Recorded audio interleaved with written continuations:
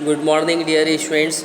आज हम लोग 9th class Hindi medium UP board में जो टॉपिक स्टडी करने जा रहे हैं बायोलॉजी का, वो है चैप्टर नेम ऊतक अंग तंत्र एवं जीव। ठीक है, और टॉपिक है हमारा विभज्योतक ऊतक। आपको इसका क्वेश्चन बनाना है, विभज्योतक ऊतक किसे कहते हैं।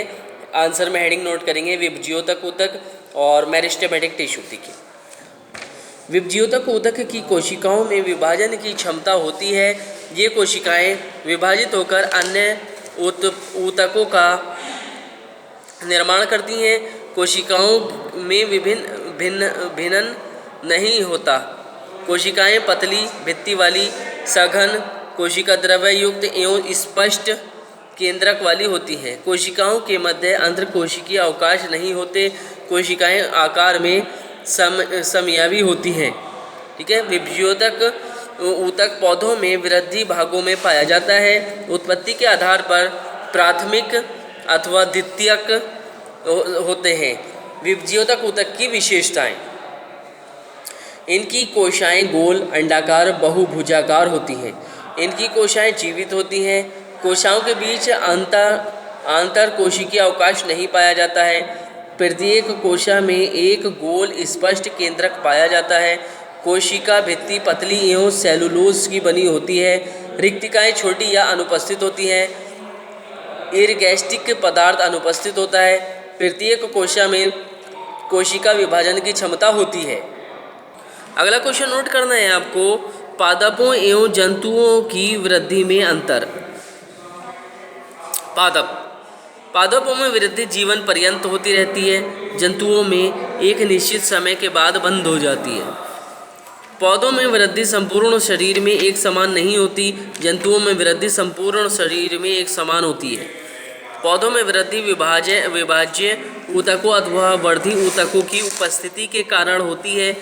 जंतुओं में वृद्धि विभाज्य ऊतक नहीं होते।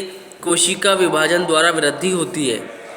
पौधों में वृद्धि केवल वर्धी क्षेत्रों में होती है, जो जड़ एवं तनों के अग्र सिरों पर स्थित होते हैं। जंतुओं में वृद्धि क्षेत्र नहीं होते।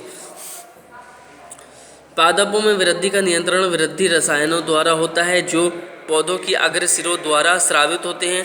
जंतुओं में वृद्धि का नियंत्रण हार्मोन द्वारा होता है, जिनका श्रावण अंतःस्रावी ग्रंथियों द्वारा होता है। अगला क्वेश्चन नोट करना है डियर स्टूडेंट्स आपको, स्थायी ऊतक किसे कहते हैं, यह कितने प्रकार के होते हैं। आंसर में हम हेडिंग नोट करेंगे, स्थायी ऊतक परमानेंट टिश्यू। ये विभज्योतक के रूपांतरण से बनते हैं तथा इनमें सामान्यतः कोशिका विभाजन नहीं होता। कोशिकाएं जीवित अथवा मृत होती हैं। स्थायी ऊतकों को 3 समूहों में विभाजित कर सकते हैं: सरल ऊतक, जटिल ऊतक तथा विशिष्ट ऊतक। सरल ऊतक, ये ऊतक केवल एक ही प्रकार की कोशिकाओं से बने होते हैं। पौधों में साधारणतया 3 प्रकार के सरल ऊतक मिलते हैं: मृदूतक, स्थूलूतक और दृढ़ोतक। मृदूतक, इनकी कोशिकाएं जीवित गोलाकार, अंडाकार अथवा बहुभुजी एवं पतली भित्ति वाली होती हैं। कोशिका भित्ति सेलुलोज की बनी होती है। यहीं तक। इसके बाद है मृदूतक के कार्य। ये भोज्य पदार्थों का संग्रहण करते हैं। ये ऊतक प्रकाश संश्लेषण, उत्सर्जन तथा श्रावण का कार्य करते हैं। नेक्स्ट, जलीय पौधों में ये वायुकोश का निर्माण करते हैं। ये ऊतक घाव भरने एवं पुनरुद्भवन में सहायक होते हैं। मरुदभिद पौधों में ये जल का संग्रहण करते हैं। ये अधिचर्म का निर्माण कर आंतरिक अंगों को सुरक्षा प्रदान करते हैं। नेक्स्ट है स्थूलूतक। ये डायग्राम है इसका मृदूतक का, जो कि बनाना है आपको।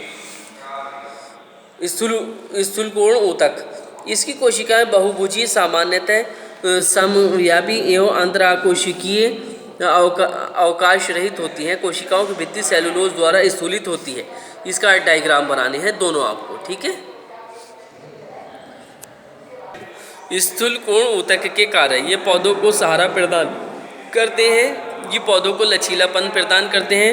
ये ऊतक कभी कभी प्रकाश संश्लेषण द्वारा भोजन का निर्माण करते हैं। नेक्स्ट है दृढ़ोतक, स्क्लेरेन्काइमा। इसकी परिपक्व कोशिकाएं सामान्यतः मृत होती हैं। इनकी भित्ति लिग्निन, इनकी भित्तियाँ लिग्निन के एकमात्र होने से स्थूलित हो जाती हैं। इनमें अंतराकोशिकीय अवकाश नहीं पाए जाते।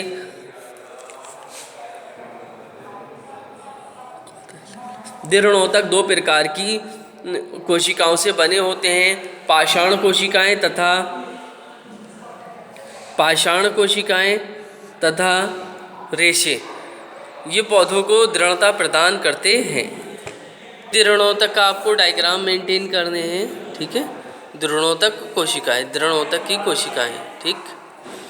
नेक्स्ट है दृढ़ोतक के कार्य। ये पौधों को यांत्रिक शक्ति प्रदान करते हैं। ये पौधों में कठोर रेशे का निर्माण करते हैं। अगला है जटिल ऊतक। जटिल ऊतक विभिन्न प्रकार की कोशिकाओं से मिलकर बने होते हैं। सभी कोशिकाएं परस्पर मिलकर एक ही कार्य संपन्न करती हैं। संवहन ऊतक इसी प्रकार के ऊतक हैं जिनमें दारू अथवा जाइलम एवं अधोवाही एवं फ्लोएम आते हैं। नेक्स्ट है आपका विशिष्ट ऊतक।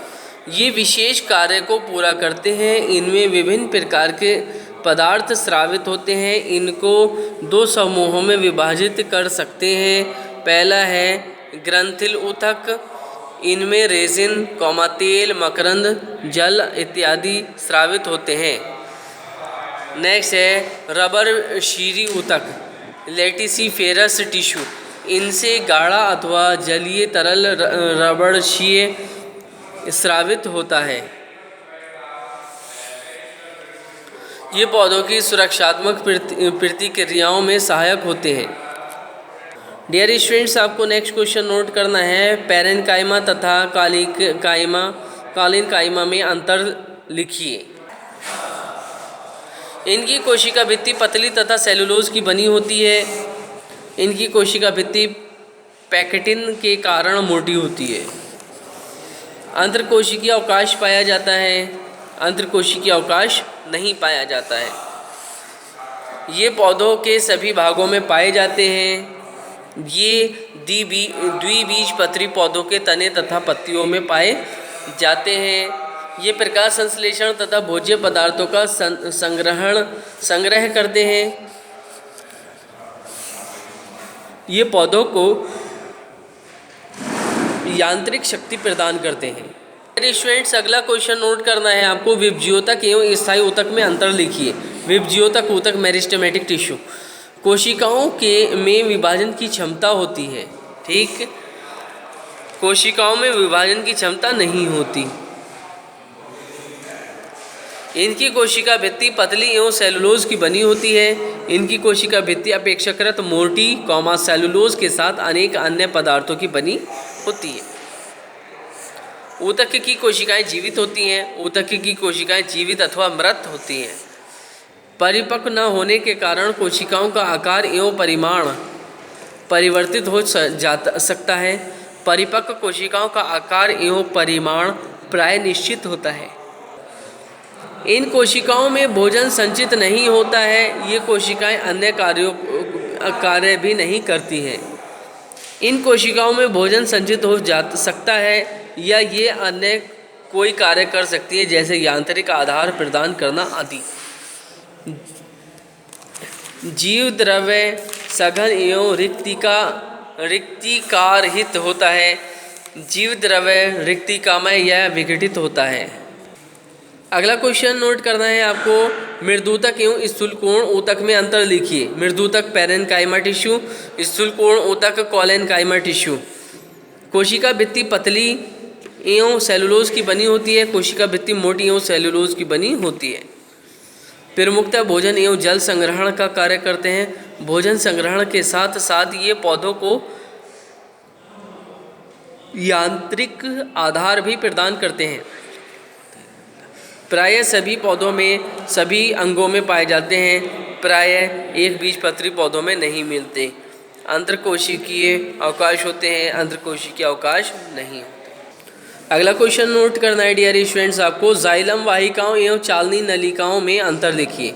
जाइलम वाहिकाएं, जाइलम वेसल्स चालनी नलिकाएं, सीव ट्यूब्स।